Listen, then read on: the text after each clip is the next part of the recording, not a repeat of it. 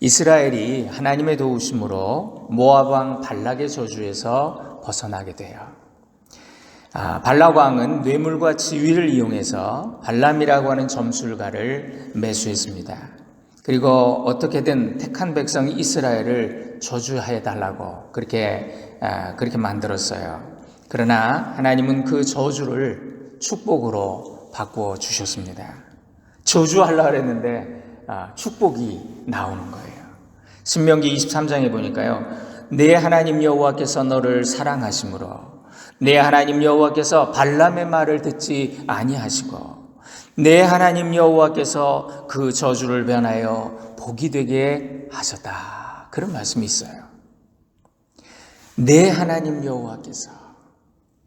여러분, 하나님이 당나귀의 입을 통해 말하게 하시고 그 경고를 주시고 발람한테 그렇게 하면 안 된다. 그 자리에 가면 안 된다. 저 백성을 저주하면 안 된다. 가르쳐 주셨죠.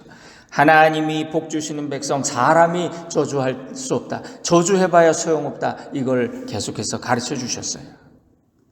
그리고 24장이 끝났는데 성경은 끝까지 봐야 돼요. 그 다음에 더 중요한 일이 있어요. 이 점술가 발람이 끝내 자기가 받지 못한 그 뇌물이 아쉬웠나 봐요. 이 물질의 유혹은 강력합니다. 그래서 우리가 재물의 유혹을 이기지 못하면 결국 죄를 짓고 말아요. 돈이 거짓말하는 거예요. 돈이 죄를 짓는 거예요. 그래서 우리가 재물로부터 자유로워야 돼요. 먼저 발람이 사고를 쳤어요. 발람이 돌아가면서 발락 왕에게 하나님이 막으셔서 내 비록 저주는 못했지만 이스라엘 백성을 망하게 할 비책을 가르쳐 드리겠습니다. 그러면 저 돈가방은 제가 가져가도 되겠죠? 그거 뭐요? 그래가지고 알려주는데 여자들을 사용해서 미인계를 쓰세요.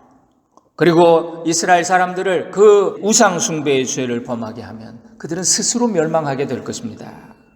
이스라엘 백성이 여기 말려들어요. 여기 본문에는 구체적인 이런 내용은 나오지 않지만 다른 성경에서 발람이 꾀를 부려가지고 발락을 속였다. 그리고 그렇게 이스라엘을 범죄케 했다. 그렇게 나옵니다. 그래서 계시록 2장에 보니까 발람이 발락을 가르쳐 이스라엘 앞에 울물을 놓아 우상의 제물을 먹게 하였고 또 행음하게 하였느니라. 이렇게 나와요. 이 엄청난 사건의 배후가 발람의 꾀였다는 거예요. 여기 1절에 보니까요, 이스라엘이 시딤에 머물러 있더니 그 백성이 모압 여자들과 음행하기를 시작하니라 그랬습니다. 이 시딤이라고 하는 장소는요, 가나안이 내려다 보이는 그런 여리고가 내려다 보이는 가나안 접경 지역이에요. 나중에 여호수아가 이곳에 머물며 2명의 정탐꾼을 여리고로 보내요. 그리고 이제 여리고를 정복할 계획을 세웁니다. 그것이 바로 시딤인데요. 이곳에 이스라엘이 진치고 머무는 동안에 그들이 모압 여자들과 음행을 했다. 여러분, 방금 전까지 무슨 일이 있었습니까?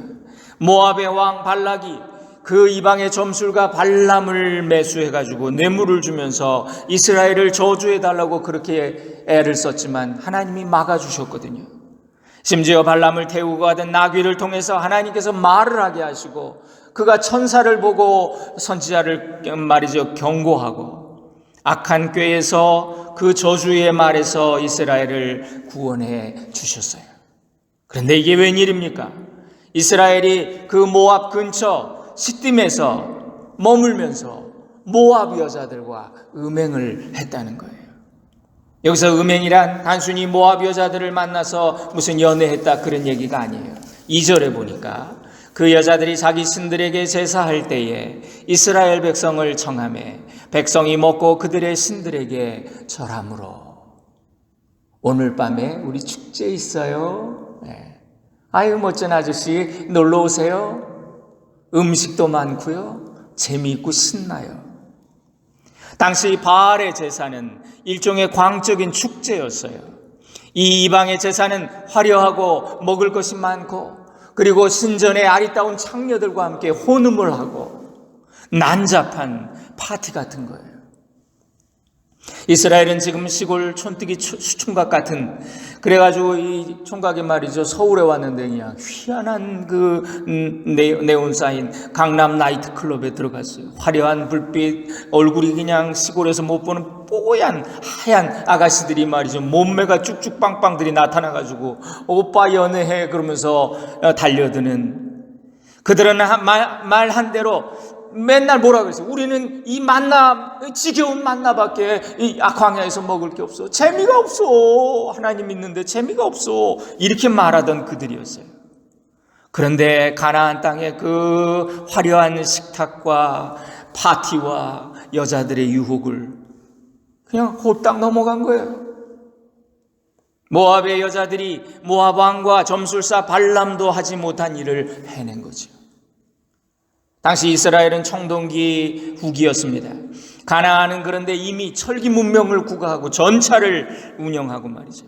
가나안의 화려한 첨단 문화와 첨단의 종교, 이스라엘 백성이 생전 처음 보는 것들이었어요. 눈이 휘둥그레지고 그들은 신들 앞에서 음란한 행위를 했습니다. 그래야 자기들이 많이 이렇게 신을 흥분시켜야 신도 비를 내려준다는 거예요. 그렇게 믿었어요. 바알의 제사는 얼마나 흥미로운 것들로 가득했는지 몰라요. 일단 재밌어. 제사가 재밌어. 축제야. 그 풍성함과 화려함과 즐거움에 취해서 이스라엘은 하나님을 잊어버리는 악행을 범해요. 우리가 민수기서 보면서 놀라지 않을 수 없는 것은요, 나귀도 하나님 알아보고 짐승도 하나님 알아보고 말이죠, 이방의 점술사도 하나님 계시를 받아가지고 하고 싶은 말을 못하는데 이 이스라엘 백성은 너무나 영적으로 무지해요. 지금까지 민수기 22장에서 24장에 이르기까지 하나님이 모압 왕과 발람의 저주를 막기 위해서 어떤 일을 행하셨는지 이스라엘은 알지 못해요. 그러니까 이렇게 유혹에 넘어가는 거예요. 3절에 이스라엘이 바알부올에게 가담한지라 그랬어요. 여호와께서 이스라엘에게 진노하시니라. 민수기 31장에 보면요, 모압이 발람의 꾀를 좇아 이스라엘 자손으로 부올의 사건에 여호와 앞에 범죄케 했다 그랬습니다. 이걸 나중에 설명해 주는 거예요. 이 엄청난 범죄 뒤에 발람의 계략이 있었는데 계략에 넘어가서 말이죠. 또 계시록 2장 14절에 발람이 발락을 가르쳐 이스라엘 앞에 울무를 놓아 우상의 제물을 먹게 하였고 또 행음하게 하였느니라. 발람의 꾀. 발람이 떠나면서 받지 못한 그 돈가방이 너무나 아쉬워서 모압 왕에게 계략을 알려주고, 이스라엘은 아무리 그렇게 저주해봐야 되는 백성 아니니까 그들을 죄짓게 만들어서 하나님과 멀어지게 만들면 그들은 스스로 멸망할 것이라고 알려준 거예요. 그런데 그 꾀에 여기 이스라엘이 바알부올에게 가담한지라. 바알부올이라는 말은 부올의 신 바알 이런 뜻이에요. 부올이 어디입니까? 부올은 발람이 세 번째 이스라엘을 저주하기 위해서 막 올라갔다가 준비했는데 저주가 안 나오고 축복이 나왔던. 여러분, 발람이 왜 그 장소에서 이 부올에서 이스라엘을 저주했냐면요, 부올이 자기 고향이에요. 부올의 아들 발람이라 그랬거든. 예. 하시엔다가 낳은 아들 뭐 이런 거 있잖아요. 부올의 아들 발람. 그런데 이스라엘은 그곳에서 바알과 연합했대요. 마치 신부가 신랑을 속이고 바람을 피우고 자신의 옛 남자친구를 신혼방에 끌어들인 것처럼 아주 가증한 일을 했다는 거예요. 여러분이 신랑이라면 기분이 어떻겠어요? 잘하네. 그리고 그냥 넘어가겠습니까? 하나님은 지금 질투가 나시면서 하나님은 지금 분노하세요. 하나님이 지금까지 하신 일이 뭡니까? 그들에게 복 주시기 위해 발람과 발락 왕, 모압의 왕 얼마나 저주하려고 했습니까? 그 하나님은 이스라엘 백성에 대한 사랑을 지켜주시기 위해, 그들을 살려주시기 위해 온 힘을 다했어요. 그런 남편에게 바람난 부인 어떤 감정이 들었겠어요? 실망을 넘어 분노가 일었겠죠. 지금 이스라엘이 그런 일을 행한 거예요. 그래서 4절에 보니까 여호와께서 모세에게 이르시되 백성의 수령들을 잡아 태양을 향하여 여호와 앞에 목매어 달라. 그리하면 여호와의 진노가 이스라엘에서 떠나리라. 모세가 이스라엘 재판관들에게 이르되 너희는 각각 바알 부올에게 가담한 사람들을 죽이라 하니라. 백성의 수령들, 지도층들이 그 일을 했다는 거예요. 그리고 지도층의 자제들이 그 일을 했다는 거예요. 다음 세대의 지도자들, 젊은이들이. 여러분, 사람들은요, 성경을 읽을 때 이런 거 보면, 야, 하나님이 아무리 화나셔도 사람을 이렇게 너무 막 죽이시는 거 아니야? 하나님이 이렇게 흥분을 하시고 말이지, 그 화를 못 참으셔? 이렇게 얘기해. 성경을 우리가 제대로 읽었다면 그렇게 말할 수 없을 거예요. 하나님의 심정을 이해한다면 그렇게 말하지 못할 거예요. 만일 하나님이 당신의 진노를 참지 않으시고 정의와 법대로 세상을 처리하셨다면 인류는 이미 지구상에서 사라졌을 거예요. 하나님이 지금 화가 많이 나셨어요. 특별히 범죄한 자들이 공동체의 지도층들이에요. 지도층의 아들들이에요. 그들을 단죄하라고 명하십니다. 그리고 또 진중에 전염병이 돌게 됐어요. 많은 사람들이 죽어나가요. 6절에 이스라엘 자손이 온 회중의 회막문에서 울 때에 이스라엘 자손 한 사람이 모세와 온 회중의 눈앞에 미디안의 한 여인을 데리고 그의 형제에게로 온지라. 지금 이스라엘은 진중에 난리가 났어요. 막 사람들을 목매어 책임자를 처벌하기 위해서 목매어 달고, 그리고 또 정말 연병이 돌아가지고 사람들이 죽어나가고 있는데, 이스라엘 전체가 지금 통곡을 하고 충격과 공포에 빠져 있는데, 슬픔에 빠져 있는데 지금 어이없는 일이 또 일어났어요. 새벽 어스름한데 아침에 한 청년이 미디안 여인 하나를 데리고 왔대요. 그리고 눈치 보면서 자기 천막으로 들어가는 거예요. 여러분, 여기 미디안과 모압은 같은 지역이에요.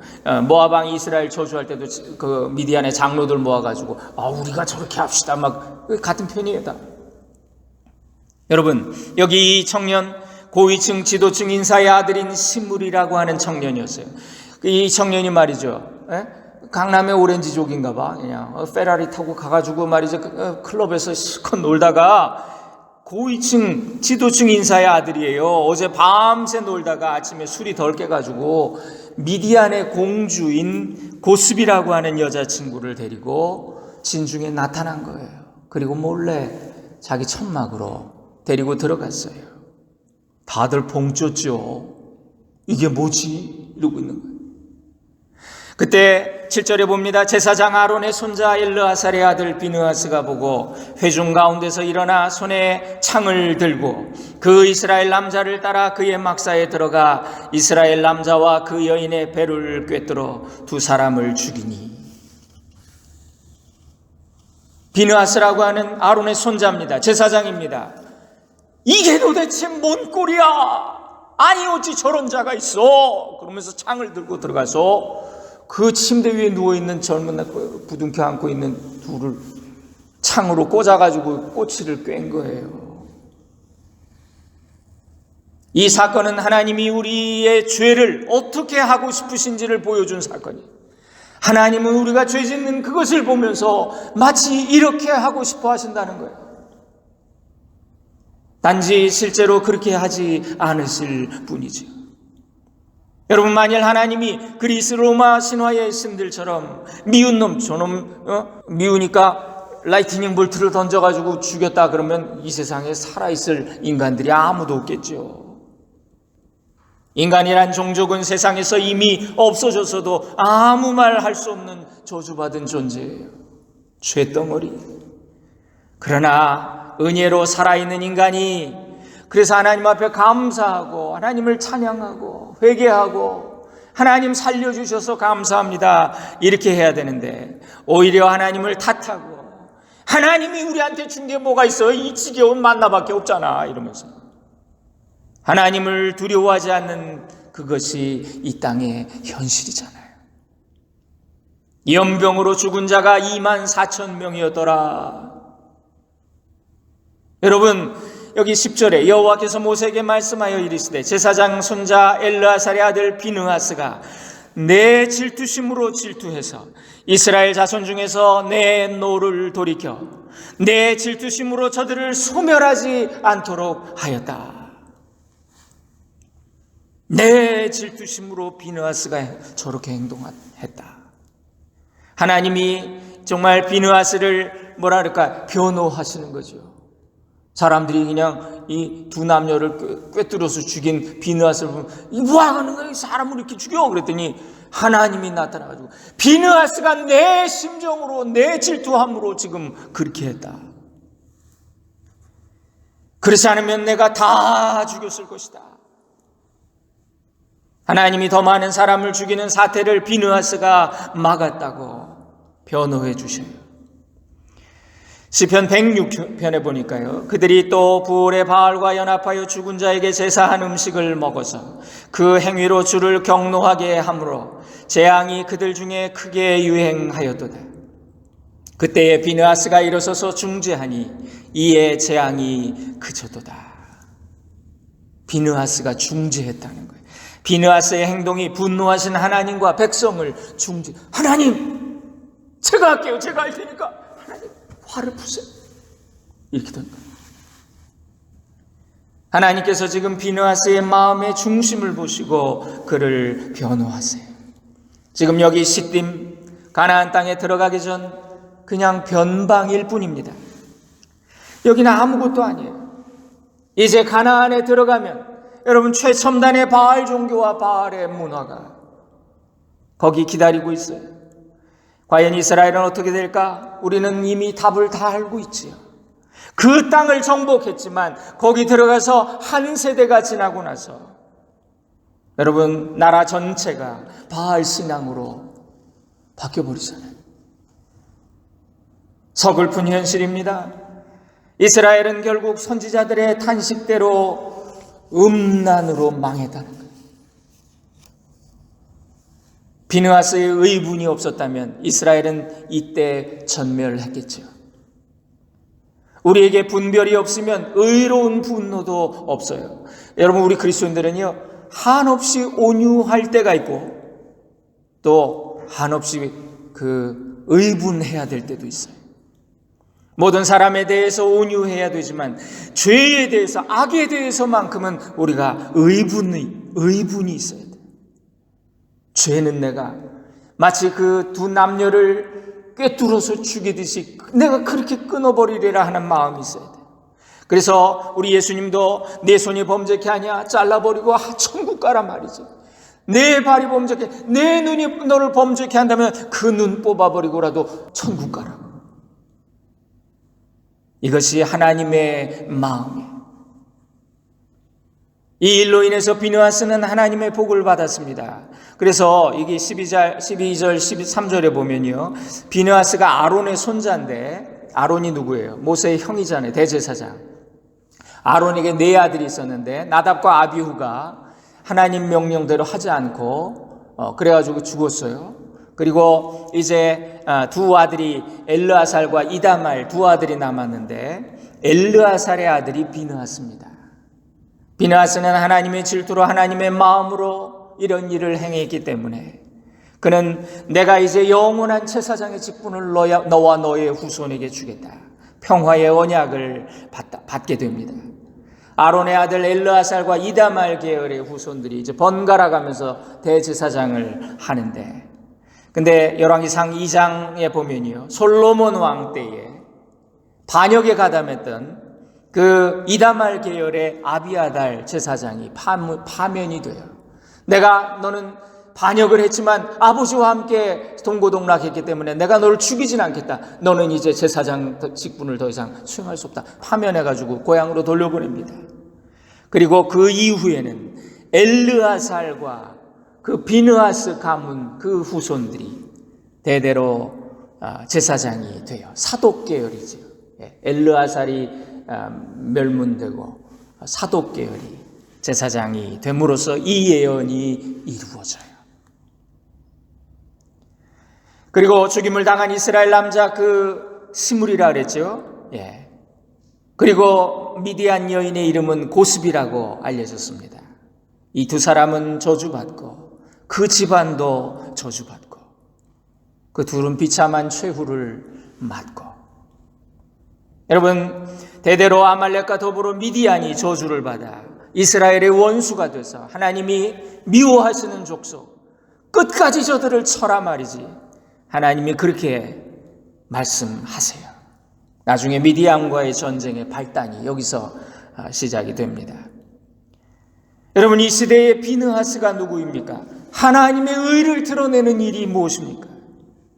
죄악과 불의 앞에서 질투하시는 하나님의 마음을 나도 느끼면서, 내가 하나님이 싫어하시는 일이면 내가 하지 않을 거야, 내가 끊어낼 거야 하는 그런 마음을 가진 자, 하나님을 위한 열정으로 일어나 죄와 싸우는 그 한 사람, 그가 이 시대가 필요로 하는 비느하스다. 나도 비느하스처럼 되게 하소서. 우리의 간구가 되기를 원합니다. 여러분, 이렇게 해서 음행한 이스라엘 진중에 저주가 내렸고 전염병이 돌고 많은 사람이 죽었는데 24,000명이 죽었대요. 고라자손이 반역했을 때 죽은 숫자보다 더 많이 죽었어요. 음행의 범죄는 이렇게 무서운 결과를 낳았습니다. 하나님이 우리에게 자유의지를 주셨기 때문에 죄악 앞에서 끝없이 경고하자. 하면 안 돼, 하지 마. 그런데 여러분, 결국 죄를 범한 책임은 우리 인간에게 있다는 거예요. 그래서 우리는 깨어 있어야 된다. 깨어 있어야 된다. 사탄이 우는 사자와 같이 삼킬 자를 두루 찾기 때문에. 여러분, 요즘 한국 교회에, 아니 미국도 마찬가지입니다. 가톨릭 교회도 마찬가지입니다. 교회 안에 제일 이슈가 되는 문제들 중에 섹슈얼 미스컨덕트라 그러죠. 성적인 문제. 이슈가 돼요. 여러분, 마귀는 우리보다 똑똑해요. 인간의 약점을 얼마나 잘 아는지 몰라요. 그걸 가지고 유혹해요. 빛나는 천사로 가장하고 우리를 유혹해요. 유혹인지도 모르게 사랑을, 연민을 가장해서 속여요. 그래서 교회 안에 성도들이 늘 깨어 있어야 합니다. 마귀에게 작은 틈도 주지 말아야 합니다. 여러분, 우리가 교회에서도 말이죠, 말 한마디를 해도 육적인 표현을 하게 되면 상대는 육적인 생각을 하게 마련입니다. 교회에서 이상하게 성적인 농담을 하는 사람들이 있어요. 그런 거. 예. 교회 여자 성도들에게 과하게 친절하고 스킨십도 잘하는 그런 집사님이 한 분 계셨어요. 제가 만난 사람들 중에. 저분 좀 위험하다. 네. 여기 뭉쳤네. 그러면서 이렇게 막 주물러드려. 그래서 위험한데. 그런데 아니나 다를까 어느 날 남편들이 와가지고 저한테 비난을 하고 항의하면서 분란이 일어났어요. 그 사람 그거 안 좋다고. 여러분, 우리가 말하는 것도, 칭찬하는 것도 조심해야 돼요. 친절한 남자들이 있어요. 타고났어요. 그런데 조심해야 돼요. 장로님, 오늘 핸섬해 보이세요. 집사님, 오늘 아주 섹시해 보여. 이거 다 육적인 표현이에요. 장로님 얼굴에서 거룩한 광채가 나네요. 집사님, 성령 충만해 보여요. 이렇게 말할 수 있잖아요. 기도를 많이 하셔서 그런지 얼굴에 은혜가 충만해 보이세요. 여러분, 우리의 말 한마디도 마귀가 옆에서 듣고 있다는 걸 우리가 깨달아야 합니다. 저는 우리 여성들과 스킨십, 성도들이 미국이라고, 목사님 허그하고 싶다고. 예.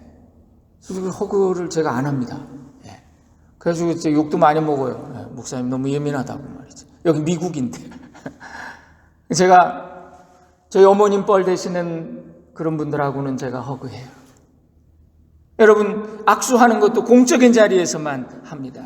제가 여성도들과 옆에 잘 안 앉아요. 면담할 때도 제 아내를 꼭 동석시키고. 그런 분들이 있거든. 외로우니까 목사님 신방 와주세요.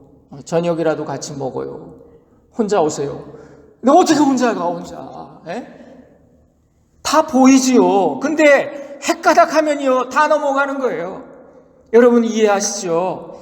여성도와 1대1 상담하다가 불미스러운 일들이 종종 일어나요. 저는 가는 곳마다 사무실에 그 문에다가 유리창을 달았어요. 다 들여다보이게. CCTV를 달았어요. 그랬더니 그걸 가지고 또 뭐라고 시비를 걸어요. 미국에서 이거 불법인 거 아시죠? 막 이래요. 이거 우리가 다 서로 조심하자고 하는 겁니다. 이거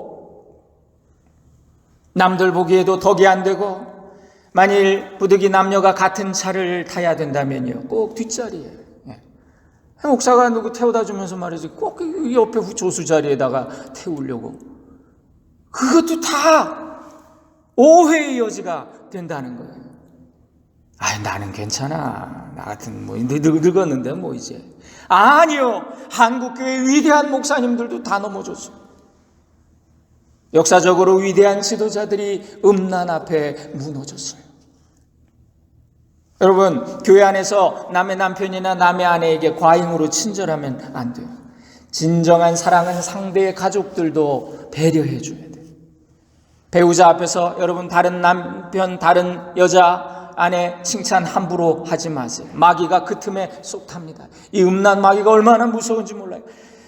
당신이 항상 최고야. 아무개가 좀 잘나 보이지만 당신이 더 멋져. 이거 의식적으로 해야 돼요. 어떤 남편이 그러더라고요. 제가 보는 앞에서 자기 와이프를 막 퀸잔을 줘. 당신도 그 아무개 집사 옷 입는 그 맵시 좀 봐봐. 그런 거 좀 센스 좀 배워. 그래서 뭐라고 막 그랬어. 이런 미련한 사람이 우리 교회는 없어야 돼요. 무슨 말씀인지 여러분 이해하시죠? 항상 깨어 있어야 된다. 그렇지 않으면 순간적으로 마귀의 밥이 되고 불쌍해가지고 연민이 말이죠. 마귀는 그걸 가장해서 사고나게 만들더라는 거예요. 디모데전서 5장에 나이든 분들을 아버지처럼 대하라. 나이 어린 사람을 동생처럼 대하라. 나이든 여자분들을 어머니처럼 대하라. 어린 여자들을 여동생을 대하듯이 대하라. 순수하고 깨끗한 마음으로 그들을 대하라. 이 바울이 목회하면서 목회서신에서 한 말이에요. 이런 교회가 수준 있는 교회지요. 데살로니가전서 4장에는 하나님의 뜻은 이것이니 너희의 거룩함이라. 곧 음란을 버리고 각각 거룩함과 존귀함으로 자기 안에 대할 줄 알고 하나님을 모르는 이방인과 같이 세욕을 따르지 말라. 여러분 무슨 말씀입니까? 하나님의 뜻은 거룩이래요. 그런데 거룩에 대비되는 개념이 뭐냐? 음란이래요. 거룩은 정결한 것이고 그 반대가 음란이래요. 구약의 예언자들은 음란을 영적인 의미로만 말씀했는데 영적인 음란은 육적인 음란에서부터 시작이 돼요. 마땅히 사랑해야 될 하나님이 아니라 세상을 더 사랑하는 것이 음란인데, 우리는 그리스도의 신부인데 신부가 신랑보다 다른 이를 더 사랑하는 것, 이건 음란이래요. 음란은 하나님과 인간의 관계, 인간과 인간의 관계를 망가뜨리는 원인이 됩니다. 사랑하는 여러분, 거룩하세요. 하나님의 거룩한 백성들입니다. 성도여, 순결하세요. 순결은 무슨 여자만 지켜야 되는 게 아니에요. 아버지 학교에서는 먼저 선서를 합니다. 남성들이여, 순결하십시오. 거룩은 육체의 순결, 성적인 순결을 통해 나타나요. 그래서 잠언 성경에 그렇게 반복이 되는 거예요. 음란의 죄에 네가 잘못 빠지면 마침내 창이 내 간을 꿰뚫게 될 것이다. 육적인 순결이 영적인 순결의 첫 걸음이에요. 마귀를 대적하라, 그리하면 너희를 피하리라 그랬습니다.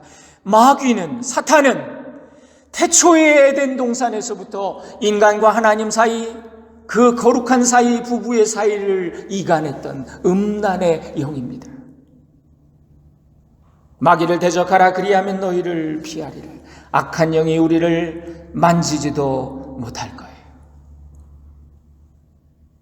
음란의 영은 물러가고 거룩한 성령님만이 기쁘게 일하시는 우리 교회, 우리 성도들, 우리 모든 가정들 될 수 있기를 주님의 이름으로 축원드립니다. 기도하겠습니다. 전능하신 하나님, 광야의 이스라엘을 통해 오늘 우리 신앙을 교훈하시는 주님, 돈에 눈이 먼 점술가 발람이 결국 큰 일을 벌였고 그의 꾀에 순결한 백성이 넘어가 음행하며 거룩을 잃어버리고 심판과 진노의 백성이 되어버렸습니다. 그들은 음행으로 죽었지만 우리는 그들을 보며 경계 삼게 하옵소서. 우리는 그리하지 않게 하옵소서. 하나님의 백성이 육적으로 영적으로 순결하고 거룩하게 하옵소서. 우리의 영과 혼과 육을 온전히 보존하여 주옵소서. 거룩하신 예수님의 이름으로 기도 올립니다. 아멘.